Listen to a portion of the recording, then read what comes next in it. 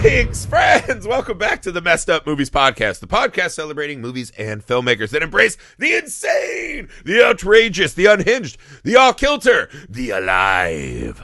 I'm your host, Griffey, joined as always by my friend and most favoritist child-murdering creation.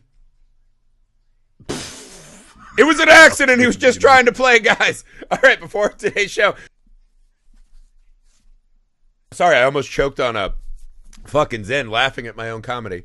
A brief bit of business. People, please go find Misfit Parade on YouTube. Subscribe there to get video versions of the pods, shorts, clips. We're starting our all-time messed up movies kill list, something like that it's called.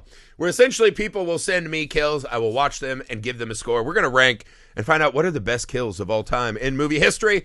Guys, make sure you go to Messed Up Movies Patreon, right? Messed Up Movies Patreon. That is the best way to join the community. Have this show become what you want. Lots of fun extras over there, right? Alien Earth miniseries. We got Creep Tapes coming back. Black Mirror. Tales from the Crypt. Sorry, my brain is not functioning. I feel a little bit like Igor got me the wrong brain this morning. I'm coffeeing and nicotining my way through it. We're going to be fine. All right. So we did the Draculas. We did a run through Dracula. So this is kind of our new version of October this month. We are not doing a full mega marathon as we've done in years past, but we still wanted to give you the meat, right? We still wanted to give you a little extra, right, this year. So our plan, we are working our way through the Universal Monsterverse and then kind of pairing it with some of the Hammer horror films that we're kind of following in the lineage of Universal, and we'll use those to kind of compare and contrast and talk about some really cool older films, which we're very excited about. So, today we find ourselves at what I might argue is the greatest and most impactful of the Universal monster movies. I feel like it's one of those movies, and again, I think Dracula loses a little bit of his credit for this. I think 1931's Frankenstein, directed by James Whale, obviously starring the star-making performance of the great Boris Karloff. Something about this movie so congealed and just exploded in popularity. I would say the Frankenstein monster is so iconic, possibly as iconic or more than Dracula became. I think this movie's a lot better than Dracula. I think it has the benefit of being second through the door, right? Dracula kind of came in and set the stage. And I think Frankenstein had some of the benefit of being the number 2 movie, right? I think the casting of Boris Karloff over Bela Lugosi was just a genius decision, right? James Whale apparently just saw Boris Karloff eating in the commissary and was fascinated by his bone structure. And Jesus, what a great lunchtime meeting that became. This movie is dark. I find it profound at times. The style, the shots, the German expressionism felt like it became more of this beautiful background painting of the film, while we got a little more heart and emotion out of our monster and mad scientist. One time I heard Guillermo del Toro describe this. He said, if I had a church, it's Frankenstein. And I think that's a great way to talk about this film. So, Alex, what do you think of the classic Frankenstein? I mean, can't remember. I don't know how many times I've watched this movie. I feel like, though, it does have the value. It does have the benefit of coasting off Dracula. Like you're basically like, you're like in a race. You're getting that, like, you're behind the pace car. Yeah, essentially. It's the same way the Spanish film version of Dracula would see what Dracula's doing and then being like, let's do it better, right? Like. There is benefit to being the second after the big smash success blows the doors open for you.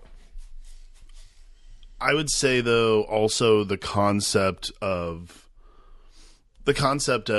Frankenstein, the story, like Mary Shelley's book is probably a little better than Bram Stoker's. I don't know if book, like literary people have this debate. To me, the book is infinitely better than Dracula. Like Dracula's great.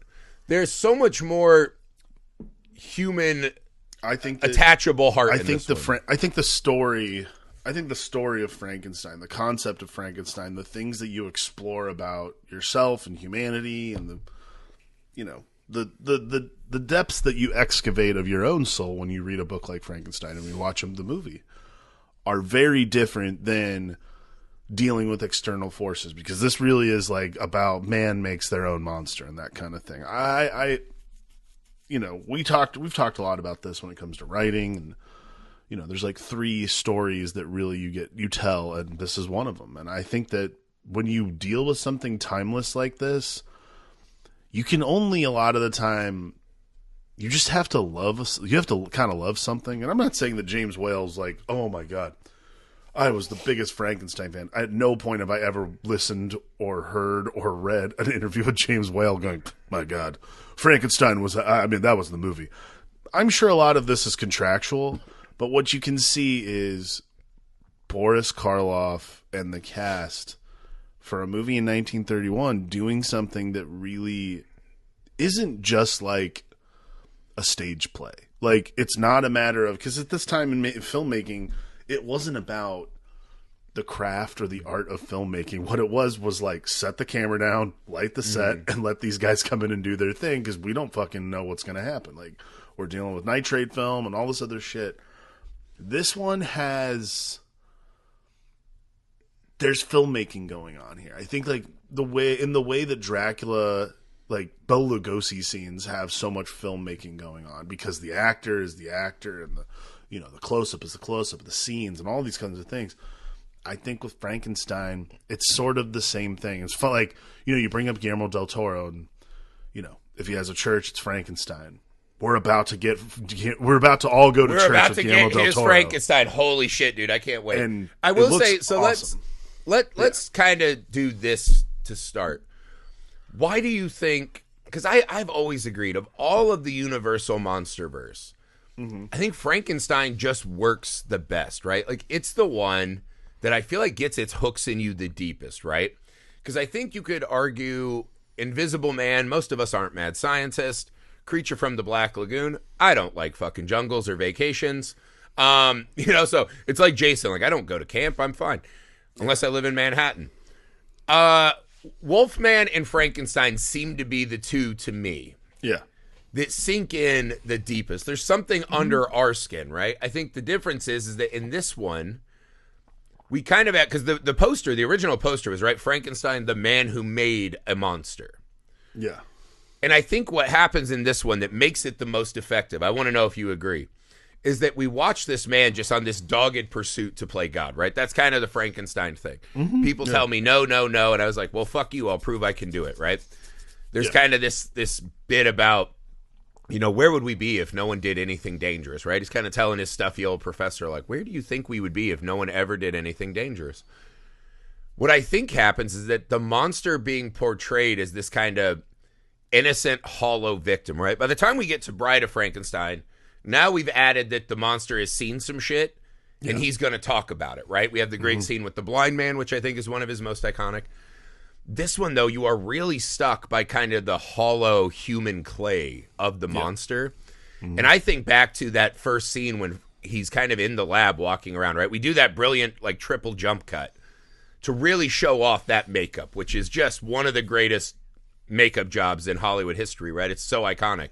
But I think we remember that moment, right? The kind of ghoulish face. What I remember is he walks in the room and he looks up and he sees the sun, right? He lives in this dungeon. He was created at night in a storm.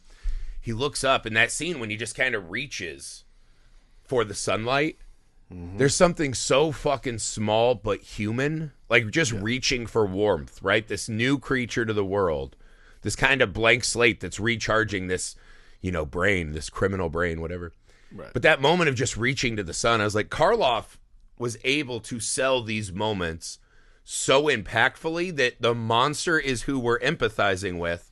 Yeah. Which I don't know that we do a lot in other Universal movies. Maybe Wolfman, maybe Creature, but this is us.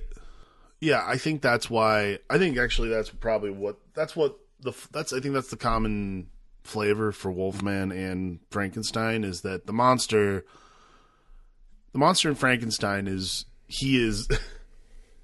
for all intent and purposes sort of just like thrust into humanity. He wasn't chosen. He didn't make the choice to like do this. And the same thing goes, like, the Wolfman is a curse. So, curses and that kind of thing. It's a little along that Dr. Jekyll, Mr. Hyde thing. Yeah, like the curse thing. I think the curse in the Wolfman is different because when you're watching, it's the beast within all of us. Yes. Yeah, you're just like, got it, cool. Like that's a curse. That's different. Like while it's inflicted on humanity, like he probably could have. There's also a chance to avoid it as well. I think the happenstance of Frankenstein, the happenstance of this monster, this man coming to life, being created by science, having absolutely no provocation to or will to live at all. He was willed to live by somebody else. I think it's like this primordial thing inside humans where it's like this like concept of free will. For me, the cool thing about the monster in Frankenstein is that while eventually he has free will, he was not like that. Like we're all sort of born, we're all born. Yeah, none of us don't choose where you live. You don't choose your parents. You just come in. We don't choose any of this stuff. So like, I think because he was made then born, there's something very tragic about that. Like, yes, that's what it is. Yes. And this is not like a zombie, right? Like a reanimated corpse that comes back mindless. This is someone who was made, and we see that at the start there is kind of a somewhat docile, like confused nature about this gigantic creature, right? Yeah. And you see immediately Fritz becomes this kind of antagonist, right? What is it? Dwight Frye returning, right? To play Fritz, who is kind of this malformed human being as well, right? Who's probably had a rough life and suffered these kind of barbs and insults of being another, right? A different person, being differently abled. Yeah. You watch him immediately lash out and attack and torture this monster with fire and whip him and like torture him, right? There's that scene where we come down in the dungeon and the monster is chained up and Fritz is just fucking wailing on him. And then that's not enough. He backs him into this corner with the torch and the like it's not like a cool like stone cold monster. No. Like the fangs aren't out like I'll have my revenge. You just see a fucking terrified, bewildered creature. It's childlike. I don't know about you. Like I feel like maybe because and again this is different now that I'm a parent, but I do see like there's this thing about like, oh wow, you brought a child into this world. Like I think about this a lot. Like when you hear those horrible stories about people just like being just hateful to their children, or just like anytime you see like weird shit in public about that, you're like, you brought this person into the world. Like you created this being, you brought this person into the world, and you're not appreciating the fact that they're learning. Like, and look, I'm guilty of it too. Like sometimes, it gets really frustrating when my kid doesn't listen to me when I tell him 5 times not to do that. Yeah. I'm just like, but it's not like, and that's our kids with not criminally deformed brains. That's my kid with not like a criminal brain. We think maybe a criminal brain in one of our God kids. Willing. Who knows? But I mean, it's by that same measure, it is like this thing where there is this sympathy that comes through when I watch it now, which is like, that's not fair. Like, of course, the monster hates you because you've been a fucking dick to him since he woke up. That's completely valid. Well, again, there's like a lot of these movies, right? There's a very masculine kind of point of view of this whole movie, right? So there's I want to be God, right? We have the classic scene where he's like being raised up, right? He's like, I made this body from my own hands, right? This isn't reanimated. This is new life, right? And I was like, well, not really. You just sewed together different bodies, right? These were bodies that were created, not by you fuck. But he puts the criminal brain in, right? Because they need a brain. You see this mad power surge, right, from Frankenstein when he's like, it's alive. I now know what it's like to be God. And you're like, oh, this is going to go bad. Like that's the sentiment, right? And you watch this shift because all he wanted to do was to prove that he was a god amongst men, that Frankenstein could do and be more than the rest of us, right? Nature, ethics, nothing could slow Frankenstein down. Right. You watch as he kind of crumbles and becomes this kind of callow, reactionary guy after the fact, right?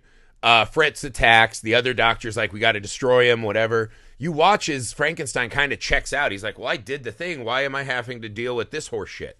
You watch the way that this monster who's surrounded by all men, right, is kind of attacked and unwanted, and he's in this cold, dark chamber, right? Mm-hmm. We're not reaching for the sun anymore. We're trying to bury this thing back under the ground. You do wonder watching it this time, right? Like, what if he had brought his fiancée down there to just be kind to the monster, right? Instead of Fritz fucking throwing torches at him. And the movie really asks us, because who's the one character in the movie that doesn't react in immediate terror and violence to the monster? Little girl. It's the little girl. She's just playing, and she just sees another guy and recognizes kind of like an emptiness in him, right? That doesn't set off alarm bells, right? She's not alarmed by the reanimated dead flesh. And that scene to me is the greatest scene that Universal ever did. That scene, by far. The scene with Frankenstein and the little girl is just such a perfect encapsulation. It's the best scene of the world that this monster is foisted into, right? Like that scene, my God, every time I watch it, it just is better and better and better. I gotta take the floor here. This is really fascinating because my kid is now of the age where he wants to like watch what I'm watching. Yes. So he started watching these movies with me because, like, I don't know why, but he's all of a sudden like, let's watch Halloween movies. I'm like, all right, no problem. So like, obviously I've had to curate a little bit, but I was like, you know what, classic monster movies I'm not worried about at all. Yeah. And we watched this, and the scene came up. And he was like, oh, no. I was like, what? He says, the monster is going to kill that little girl. I was like, well, hang on, buddy. That's not what's going on right now. I'm like, see how she's nice to him? And it was really fascinating because he was like, oh, I see. And like, it's just this really weird, this like my child watching another child being friendly and kind. And he's like having to deal with getting punished for it. My kid is like conceiving of this like complex emotion of like, why did the monster do that? And I was like, well, and I was like, how do I explain this to a kid? And I'm like, holy shit. In 1931, how did anybody explain this Hank, to themselves? This is why we created involuntary manslaughter, Hank. Was the monster to assume that a young girl who grows up in a lake-ridden mountainside village is playing by the lake, can't swim in but 3 feet of water? Are we to assume that? That's what I would do if I was the monster's lawyer. I'd be like, this is insane. Those parents are at fault here. Why is she throwing flowers in the lake that could kill her in but Why inches is of she water? playing by herself next to a body of water when she can't fucking swim? That all seems bad. And then I would drop it and I'd be like, can we throw this out? Dismissed. Meet you at the Burgermeister's house. Like, we're all done? Yeah. Can we get some Wiener Schnitzel and go home? Yeah. Shame on you. I had to set an alarm for this. I had to get an extra crow to wake up in the morning. Shame on you. But no, the scene is, really, and one of the fascinating things about this scene, right? Because essentially they're playing this game where she's throwing little petals in the water, and he has this beautiful kind of like he's found joy. This is the first moment of joy in his young life, right?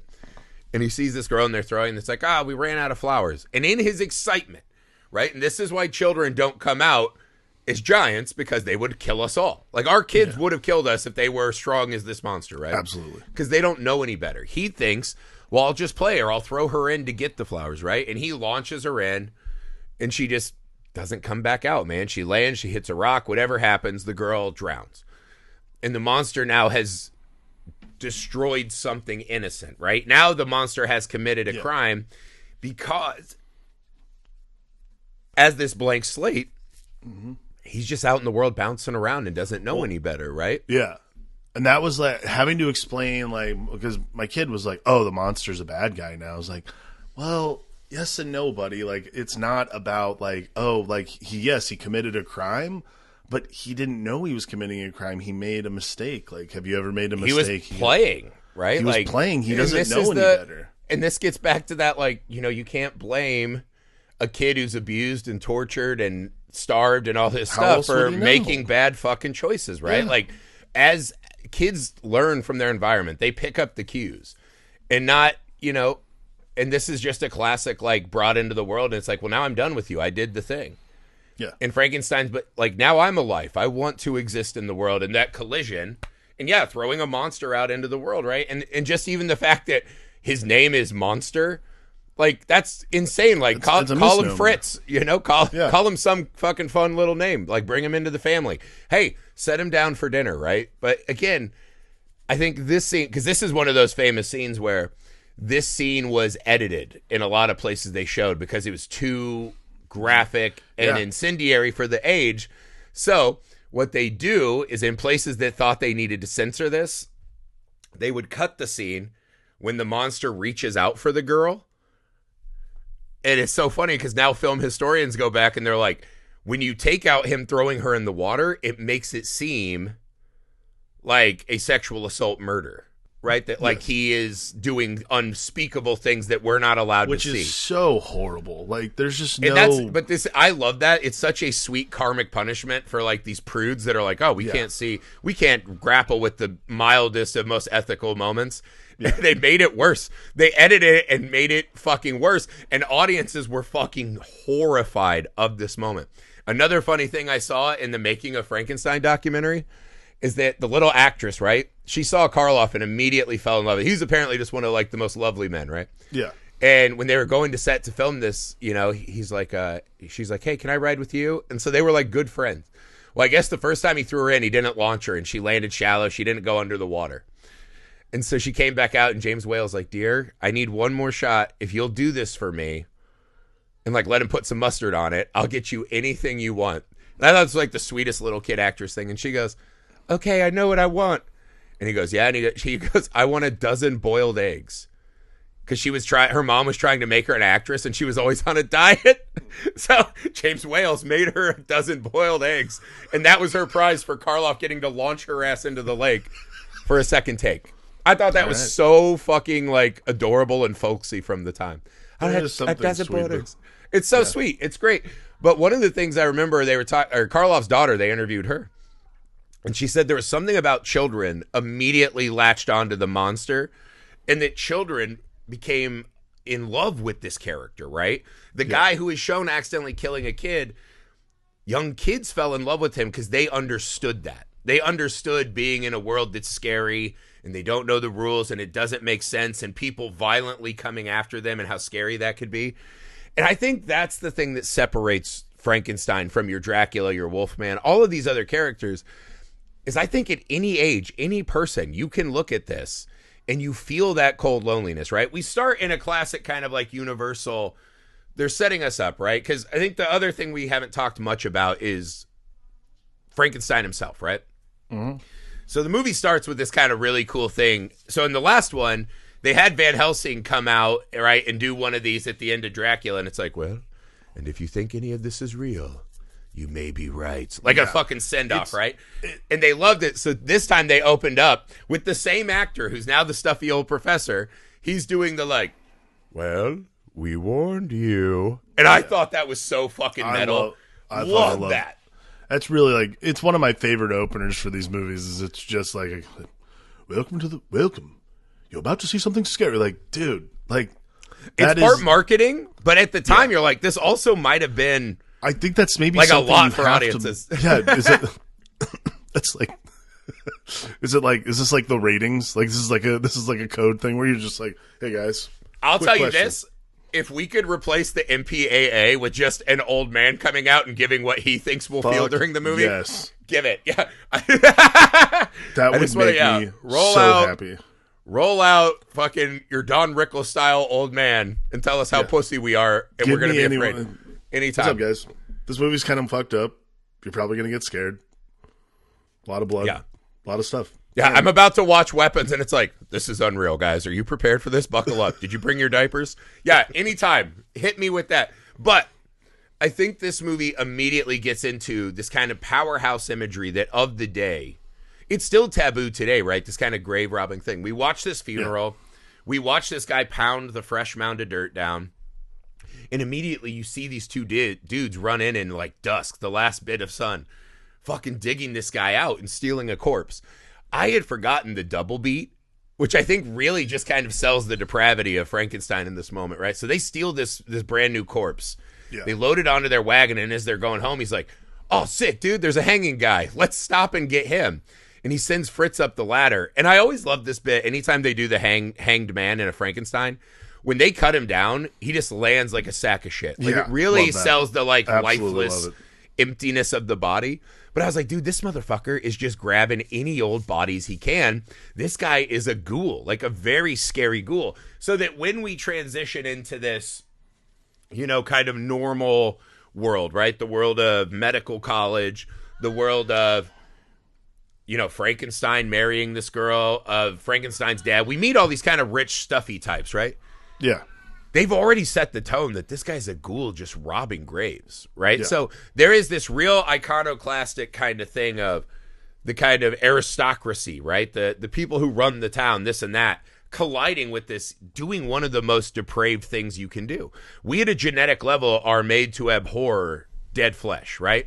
It can spread sickness, like it reminds us of our own death. This guy is picking them up everywhere he goes. Yeah. Right? And they send people to try to help him, like, dude, you are sick. You were sick. And he's like, no, everyone says that, dude. I'm going to cure death. I'm going to fucking end this right now.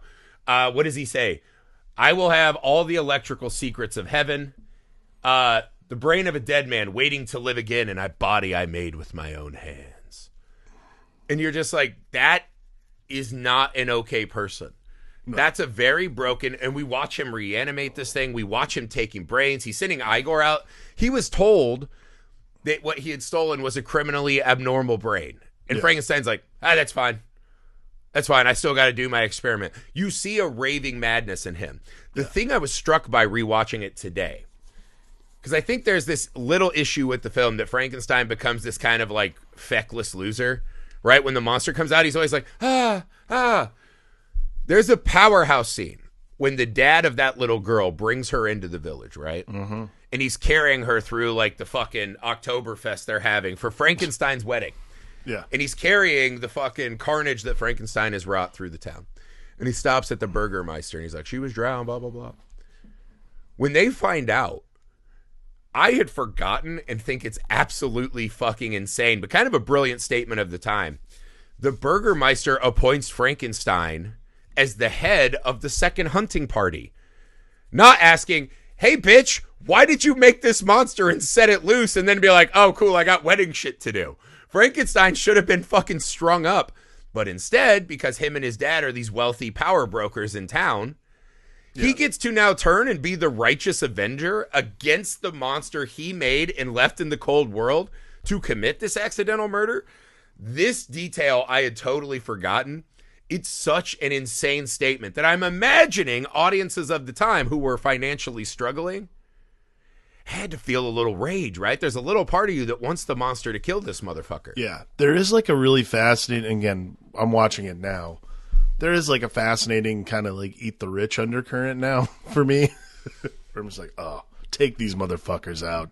Like all the towns, we just be like, these bitches are getting killed. Then we're going after the monster.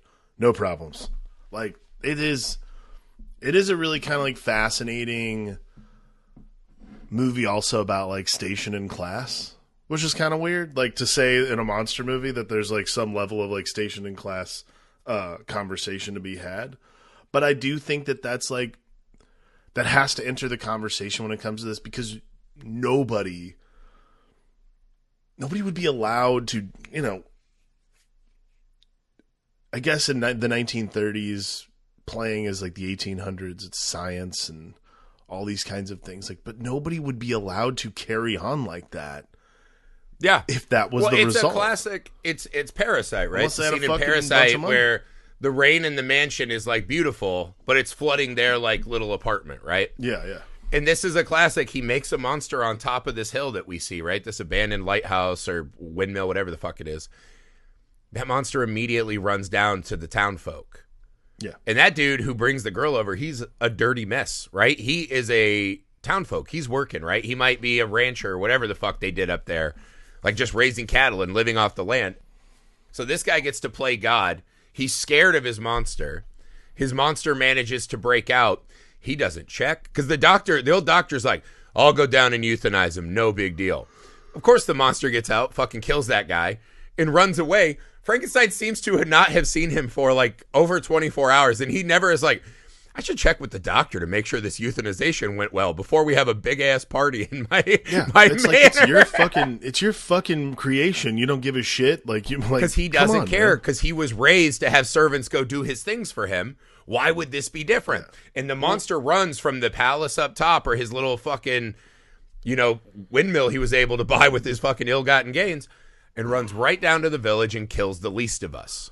That is a fucking wild, powerful statement that this movie's making. I think the other thing about that, too, is that Frankenstein basically... So Frankenstein creates this man and then essentially is like, all right, I'm good. Like, he creates this thing and he's like, I have nothing else to do. Like, I'm not going to teach it anything. I'm just going to know. It's the most selfish. You guys not understand what I did for humanity? Like, this is wild. It's like the most selfish. It's this great not to be a does it not feel a little like a statement against the prevailing god of the time, though? He made us and fucking left us to deal with all this horse shit? Well, actually, I would say, like, the metaphor for me now is just like, this is like, sorry.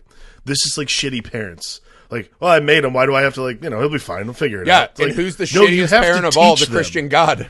The Christian God is, if you ever hear someone in a moment of tragedy, like, thoughts and prayers, God works in mysterious ways, and you're like, no, a kid just died of cancer. You don't get in mysterious ways that. Why would your God create childhood cancer? You don't get away with that. You don't bring a kid in the world and kill them with cancer to teach me a lesson. That's fucked up. Right? And I think Frankenstein, they're really pushing this. He thinks he is God. And like God, he makes something and then pushes it out to be everyone else's problem. Well, like God could defeat the devil. Why does he let the devil exist to torture us? Because it's entertaining. He wants to punish us. Frankenstein does the same thing. He creates the devil and sends it out amongst us. And he's like, it'll work out. It's not going to hit me. Again, I think that's this like familial element to the movie, which is you don't get to just like create a person and not teach them anything. And like, have no responsibility for the life you created. Like, you have to have a responsibility. Unless you're God. Yeah. Have responsibility for this life, for this like thing that you've created. Like, they need guidance. And that's what that's how that little girl winds up in the water, beyond her irresponsible parents not teaching her how to swim when she's living right next to a lake. That's beyond, reproach, apparently. There's like a level of responsibility that doesn't get addressed by Frankenstein that I think that's really like the villainous criminal thing. And it's not like overstated because like when we talk about The Curse of Frankenstein, the Hammer horror movie, wow, talk about overstatement. But like this is really they were like, I feel like the 31 left some meat on the bone. We're gonna feast on the criminal element. We are going to lick it dry. Yeah, to the marrow. But no, I think there are even moments of, right, like the monster tricks him and comes back down into the window and he's stalking the bride, right? Right. And Frankenstein's looking for it. Even the fact that he goes in to get the bride, right? Because in the book, I'm pretty sure he kills Frankenstein's bride as revenge, right? Like, you did this to me, I'll take from you. In this one, no, the bride just faints. Ah! When the monster, like, blocks the door, the guys come in. So even his bride is laying there on the bed. She faints, right, at the sight of this fucking abomination. She's not injured. She's fine. She's still in her perfect white dress, right? Untouched by sin. Scared, untouched. That's the consequence Frankenstein suffers. Frankenstein's running up the hill, right? There's dogs and Frankenstein. Well, the monster fucking jumps him, chokes him out, and starts carrying him, right? The scenes of Frankenstein going, help, help. And the guys are like, we got to go save Frankenstein. Be like, what? Like, he just keeps getting away with it. When him and the monster escape to the windmill, one of my favorite shots in the movie, right? The monster's trying to get up there. There's all these great images of, like, the town folk marching with torches. They're on boats. They're on the lakes. Like, they're really fanning out. They're coming together to destroy this thing, right? Not Frankenstein, the monster. They're going to destroy this thing they don't understand, right? Who I think you could argue was a weapon more than a criminal, right? And they get to the windmill, and that mill is spinning, right?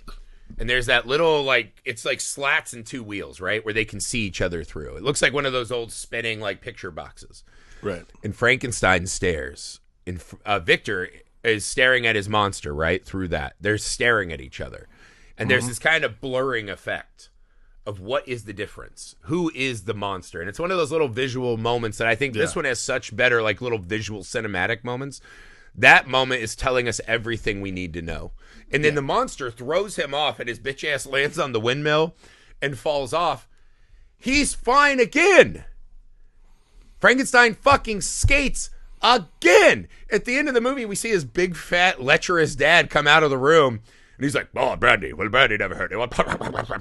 My grandma had brandy because it helped. And he drinks one. He's like, gets another. And he's like, cheers to always having a son of the House of Frankenstein. Oh, God. And I was like, do you know who the true son of the House of Frankenstein was? It's that monster that killed that girl and got destroyed. That's what the son of your house is. That's the legacy.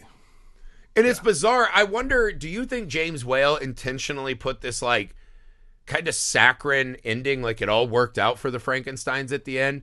Or do you, it feels like the rest of the movie's telling me he's aware of the kind of class issues of the movie? I'm not sure. I thought that ending is fucking infuriating. I'm not sure about the time. Like, again, when I watch it now, and again, like, we're much savvier film viewers because, film hadn't just been invented. Yeah, we're almost 100 years in. We're probably really 100 years in, yeah. Yeah, we're pretty close. The thing I think about is when I watch it now, there is like this sort of ironic detachment to it. It's sort of this macabre thing. And I don't know if James Whale intended it, but like it comes off as, after the windmill, it comes off as this really macabre ending. You're like, this guy is just completely invalidating. Like, it's okay. So it's invalidating your son's accomplishments, which, look, I'm not saying bringing someone to life is, not cool, but we'll get, Well, it's the same thing the Oppenheimer movie did, where it's like, he was just a good scientist, and they took the bomb and did bad things. Like, no, bitch, you helped bring one of the worst things into the world. This is on you. This is like, you don't get to detach from your creation. Yeah, there's like, there's an I am become death to all of this, but I do think that... Yes, that's great, because he thought he had become the life-giving God. Yeah. No, he just brought death and destruction. You just brought death and destruction because you played God. Like, I think this is always the thing. Yeah. This is always the thing with Frankenstein, is it's always... The Frankenstein story is always a kid with a magnifying glass with ants. You're just like, you're not actually doing anything. Like, you're just burning ants. You're taking life. Like, you are taking the piss out of life simply because you can. Like, playing God and being God are two very different things. And I think that's always sort of the... So for me, the ending is infuriating in the parlance of 1931. You're like, bitch, you're just going to let this thing go? Like, this is not cool. What? But I think, like, if you watch it with, like, a hint of irony, I think for me, it actually becomes this really macabre ending of, like, wow. This man is completely invalidating his son. No wonder this guy's fucked up. Like, no wonder this guy created life just for any sense of value. I don't know. There's sort also a strange scene where that guy, he's just like talking shit on the Burgermeister. Yeah. He's just willingly like flaunting the law officer of the village. So I do kind of see what you're saying. Yeah. There's real, and again, because we pair it with the monster throws Frankenstein, he lives. It can almost be seen as he saves him, right? Because he throws him at the windmill that catches him and rolls him off. He could have chucked him the other way. He would have gone off the fucking cliff. Yeah. So there is this weird, like, maybe that's just me reaching, but then the monster just kind of like, like trying to find a way out of this house away from these flames. Yeah. Just brought into the world and immediately. This is a classic out of the frying pan into the fire story. Mm-hmm. And this monster just, I feel awful for him. This is not a euphoric, fuck yeah, we slayed the monster. This isn't Van Helsing putting a stake in Dracula. This is heartbreaking. It's heartbreaking. And yes, this guy might be a monster. And yes, I think the kind of Deus Ex Machina of, it was a criminal brain to explain away.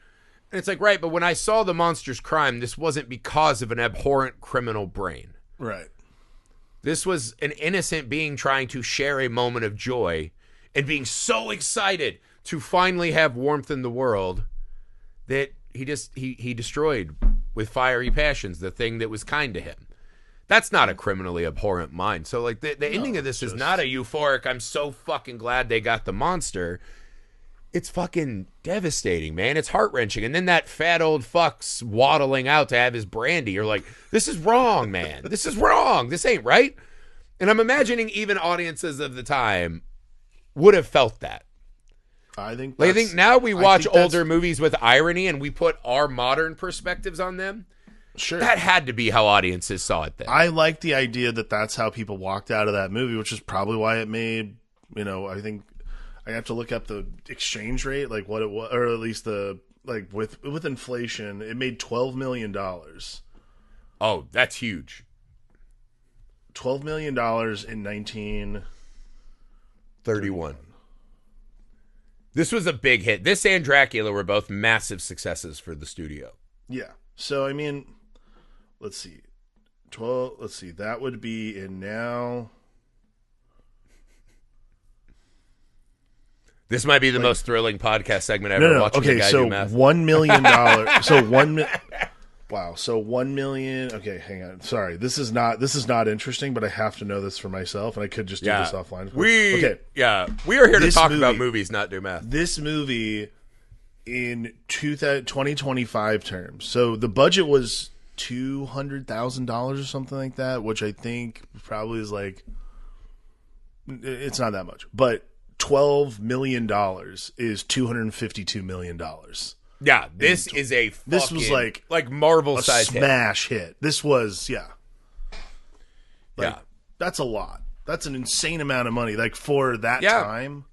And granted, there's like 10 movie theaters in the world at that point, so of course, but like that means people are going over and over again too. Yeah, so. I think this one just there's this dark, it reminds me of this has the classic mad scientist devices that kind of became the look of all mad scientists after. Absolutely. There's something about this that's just magic, man. Like this movie, of all the movies we'll talk about this month, this is the best movie to me. Agreed.